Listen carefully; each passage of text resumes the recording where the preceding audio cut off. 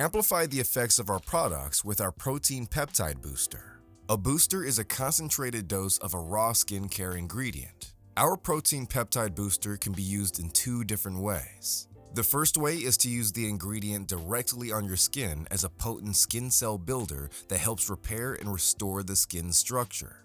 To start, apply a pea-sized amount on your face and neck on cleansed, dry skin.